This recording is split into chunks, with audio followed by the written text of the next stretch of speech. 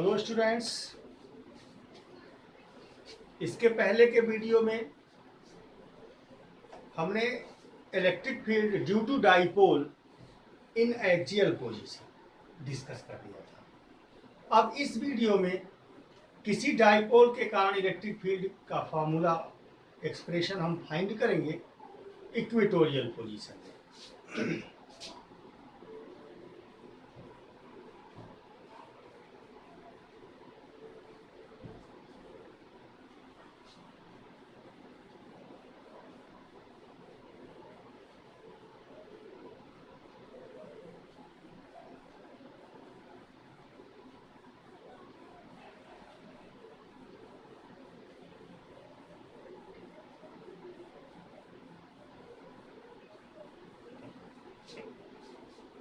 Electric field due to dipole in equatorial position.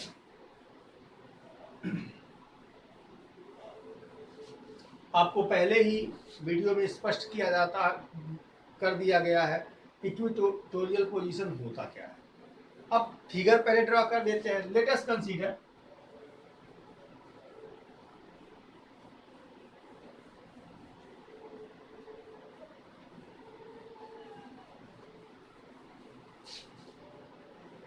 यह एक electric dipole है।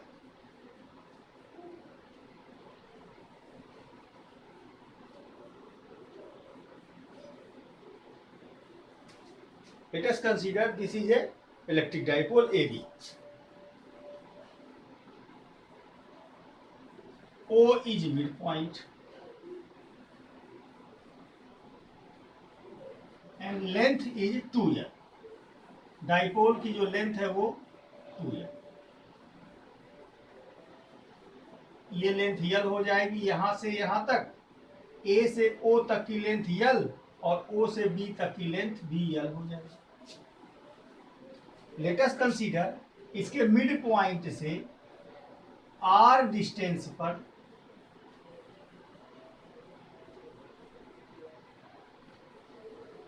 Dipole के मिड पॉइंट से R डिस्टेंस पर कोई पॉइंट P है। यहां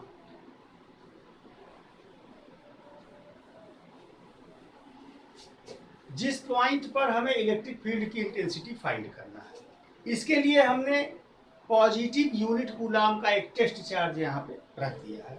मान लें तो सबसे पहले यहाँ माइनस क्यू कूलाम चार्ज है, यहाँ प्लस क्यू कूलाम चार्ज। तो इस पॉइंट पर प्लस क्यू कूलाम चार्ज के नाते इलेक्ट्रिक फील्ड की इंटेंसिटी निकालेंगे। वही बात दोनों चार्ज इस पॉइंट को इससे मिलाएंगे। इस लाइन के एलांग इलेक्ट्रिक फील्ड होगा। लाइन को थोड़ा सीधा मिलाएंगे, ध्यान देंगे इस बात का फिगर बनाते समय इस तरह से। और चूंकि प्लस चार्ज के नाते इलेक्ट्रिक फील्ड की जो इंटेंसिटी होती है वो दूर की ओर प्लस चार्ज से आउटवर्ड होती है, तो इन दोनों को मिलाने वाली लाइन के एलांग इस डायरेक्शन में इलेक्ट्रिक फील्ड होगा। यहाँ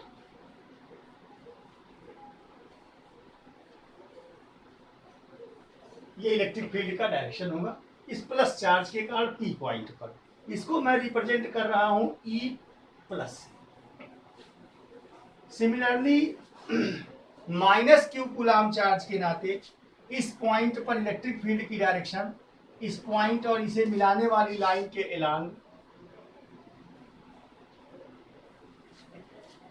इन दोनों को मिलाने वाली लाइन के एलांग इसी डायरेक्शन में होगा।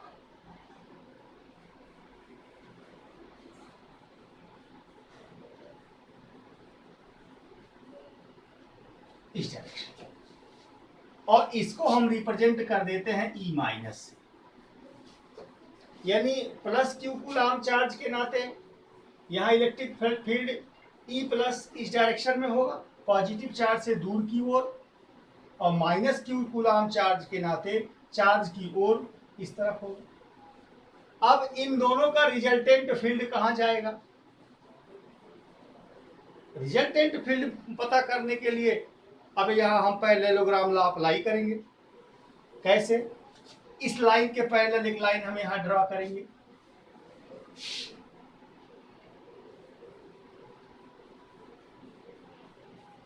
और इस लाइन के पैरेलल यहां ड्रॉ करेंगे। इस तरह से जो रिजल्टेंट फील्ड होगी वो यहां होगी,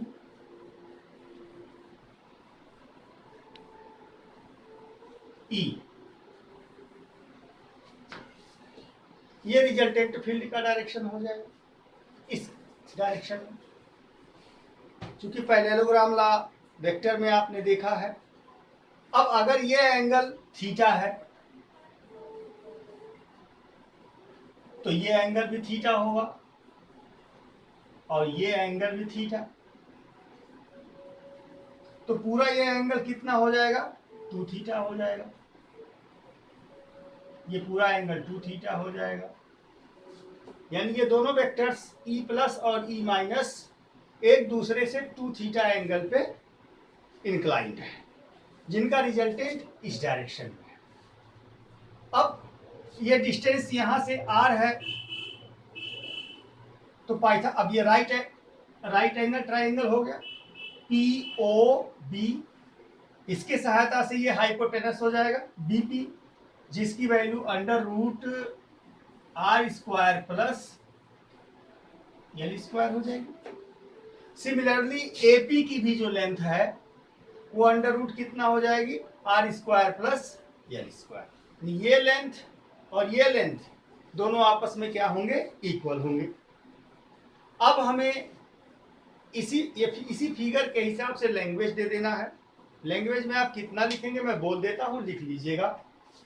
let us consider AB is a dipole of length 2l. We have to find out electric field due to this dipole at equatorial line at a distance at point P at a distance r from the midpoint of the dipole. So, electric field at point P due to plus q charge, electric field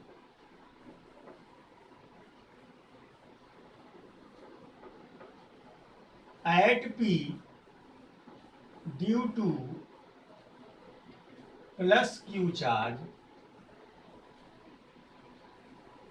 E plus equal to k q upon R square. किसी भी point charge के नाते electric field का जो formula होता है वो यहाँ अप्लाई हो, और किसी पॉइंट चार्ज के नाते उससे आर डिस्टेंस पर इलेक्ट्रिक फील्ड का फार्मूला इक्वल टू के क्यू अपॉन आर स्क्वायर होता है। यहाँ आर ये डिस्टेंस है, तो के Q under root R square plus L square whole square. Whole square करेंगे यहाँ तो ये अंडर रूट क्या होगा, खत्म हो जाएगा। ध्यान दें, ये distance under root R square plus L square होगी।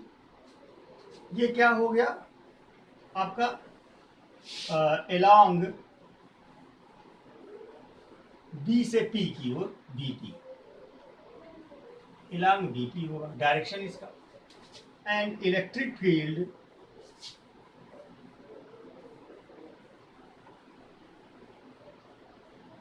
at P due to minus Q charge E minus equal to K Q upon, अब यहाँ मैं ये अंडर रूट हटा देता हूं, देखिए इस तरह से, और ये स्क्वायर हट गया। सिमिलरली यहां भी distance under root R square plus L square के बराबर ही होगा, और जब उसका हम होल स्क्वायर करेंगे तो ये अंडर रूट हट जाएगा, ये अंडर रूट हट जाएगा, क्या बचेगा, R square plus L square along P से बी ए की ओर पी ए। अगर देखेंगे तो दोनों का मैग्नीट्यूड सेम है। अगर मैं दोनों के मैग्नीट्यूड की बात करूं तो प्लस चार्ज के नाते जाहिर सी बात है, दोनों चार्जेज का मैग्नीट्यूड सेम है और इस पॉइंट से जितनी डिस्टेंस इस चार्ज की है उतना ही इस चार्ज की भी है, इसलिए दोनों का मैग्नीट्यूड क्या है, सेम है। यानी ई प्लस और ई माइनस का जो मैग्नीट्यूड है here, E plus magnitude equal to E minus, दोनों का जो मैग्नीट्यूड है वो इक्वल है। ये दोनों के मैग्नीट्यूड है और ये दोनों इक्वल है, दोनों की क्या है, डायरेक्शन। सो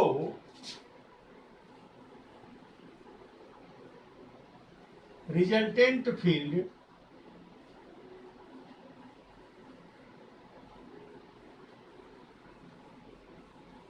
एट P, अब E की वैल्यू क्या हो जाएगी, अगर दो वेक्टर एक दूसरे से थीटा एंगल पे हों, उनका रिजल्टेंट R इक्वल टू, अगर कोई दो वेक्टर A और B, अब पैरेललोग्राम लॉ आप लोगों ने देखा है,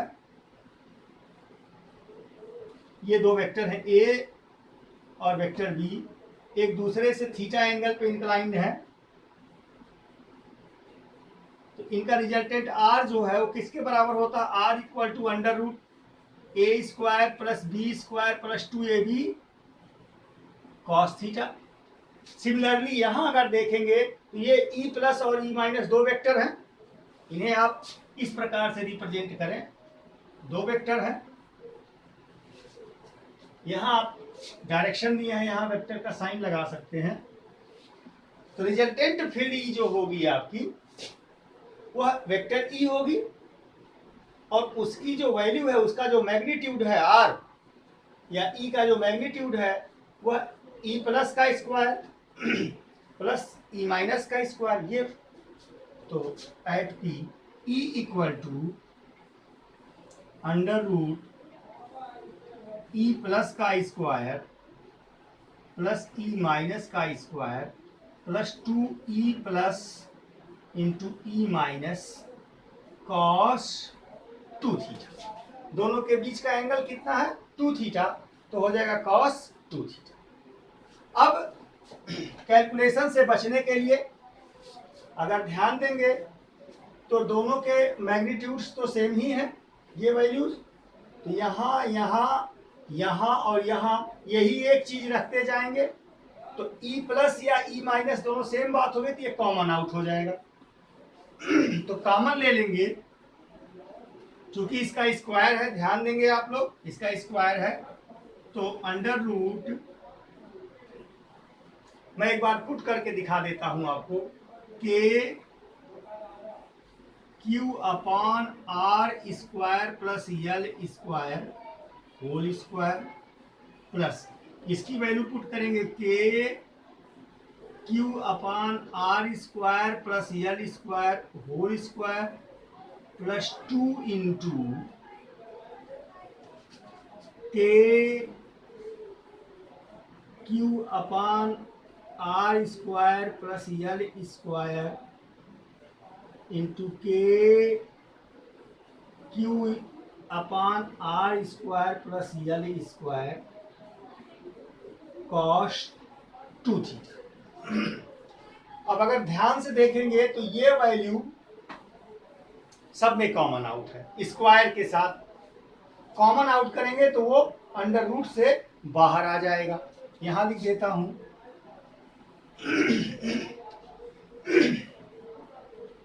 तो E इक्वल टू, इसे बाहर कर लेंगे तो के q upon R square plus L square under root से बाहर आ जाएगा और ये स्क्वायर हट जाएगा, तो यहाँ 1 बचेगा, यहाँ 1 बचेगा और 1 प्लस 1 इक्वल टू 2 हो जाएगा, तो आपका बचेगा 2 प्लस ये 2 यहाँ बचेगा और cos 2 थीटा।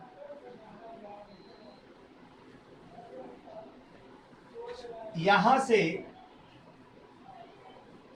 अगर हम 2 कॉमन करते हैं तो बचेगा 1 प्लस cos 2 थीटा, और cos 2 थीटा का फार्मूला आप जानते हैं, cos 2 थीटा equal to 2 cos square theta minus 1 इस वैल्यू को यहाँ पुट कर देंगे तो इस 1 से ये 1 कैंसिल अप हो जाएगा, इस 2 में इस 2 का मल्टीप्लाई कराएंगे 4 हो जाएगा, 4 cos स्क्वायर थीटा यहाँ बचेगा। और 4 cos स्क्वायर थीटा का जब स्क्वायर रूट आप लेंगे ये चीज इस स्टेप में उतर जाएगी, तो ई बराबर आ जाएगा k Q upon R square plus L square into यहाँ बच जाएगा आपका 2 cos थीटा। वंस अगेन इससे देख लेंगे, cos 2 थीटा की जगह पे 2 cos स्क्वायर थीटा माइनस 1 लिखेंगे, इस माइनस 1 से ये प्लस 1 कैंसिल अप हो जाएगा, 2 cos स्क्वायर थीटा में 2 का मल्टीप्लाई करेंगे 4 cos स्क्वायर थीटा होगा, और 4 cos स्क्वायर थीटा का स्क्वायर रूट लेंगे तो 2 cos थीटा हो जाएगा। अब यहां से हम cos थीटा की वैल्यू पुट करेंगे। जरा यहां देखिए cos थीटा की वैल्यू क्या होगी, ये आपका राइट एंगल ट्राइंगल है। अगर इसकी सहायता से cos थीटा की वैल्यू देखेंगे तो base upon hypotenuse, base upon hypotenuse L upon under root R square plus L square, cos theta की वैल्यू हो जाएगी तो E इक्वल टू के Q upon R square plus L square multiplied by 2 into cos theta की value इस right angle triangle से लिख रहे हैं L upon under root R square plus. अब Q की वैल्यू 2L में होगी तो 2QL हो जाएगा, और 2QL की वैल्यू P के इक्वल हो जाएगी, और इसका मल्टीप्लाई कराएंगे तो पावर 3/2 हो जाएगा। लास्ट में मैं यहाँ आंसर लिख देता हूं, E इक्वल टू के क्यू अपॉन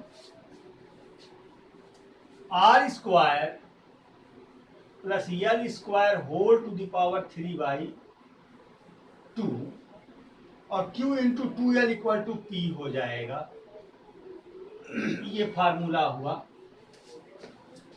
अब इफ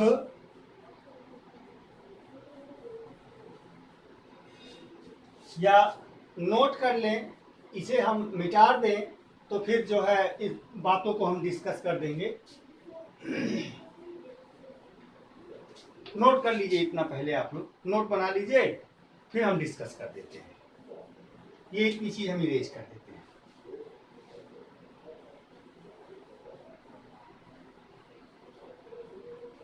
नोट हो गया, इरेज करें, थोड़ा सा इरेज करेंगे।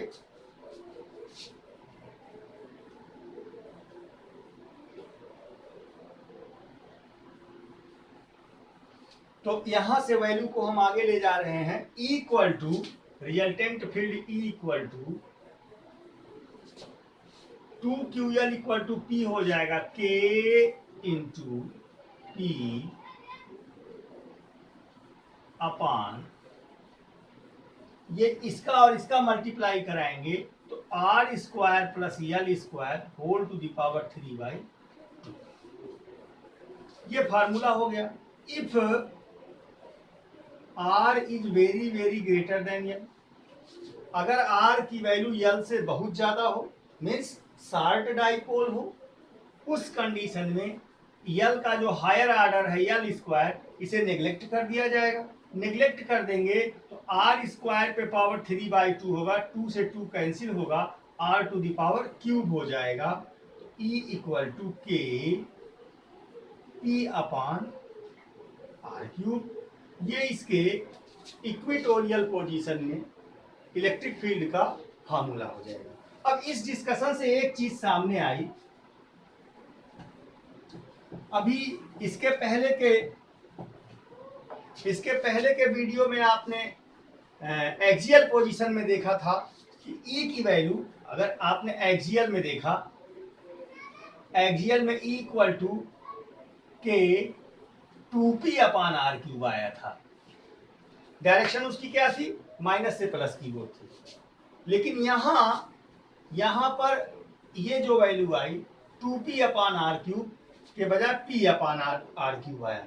इसका मतलब सेम डाइपोल के लिए, अगर डाइपोल चेंज ना किया जाए, सेम डाइपोल के लिए मिड पॉइंट से एक्सिस पर आर डिस्टेंस और इक्वेटर पर आर डिस्टेंस पर जो इलेक्ट्रिक फील्ड की वैल्यू होती है, एक्सिस की इलेक्ट्रिक फील्ड जस्ट डबल होती है, जस्ट डबल, 2 से मल्टीप्लाई हुआ है, ये इस पे हाफ होता है। मीन्स फॉर सेम डाइपोल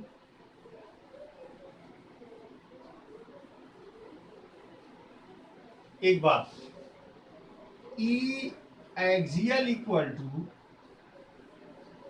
2 गुणे ई इक्वेटोरियल, ये निष्कर्ष है। दूसरी बात डायरेक्शन की बात, एक्सिस पे आपने देखा जो इलेक्ट्रिक फील्ड की डायरेक्शन थी, यहाँ आपने लिया था माइनस चार्ज से प्लस चार्ज की ओर बना था, लेकिन यहाँ एक्स एक्सिस के रंग लिया गया है, जस्ट अपोजिट है, ये रिजल्टेंट का डायरेक्शन होगा डाइपोल के कारण। इस प्रकार से इक्वेटोरियल पोजीशन में डाइपोल के इलेक्ट्रिक फील्ड का फार्मूला ये होगा। कंफर्म। अब इसके बाद जनरल पोजीशन में हम फिर नेक्स्ट वीडियो में आपको इलेक्ट्रिक फील्ड का formula in general position discuss करेंगे। नोट करो।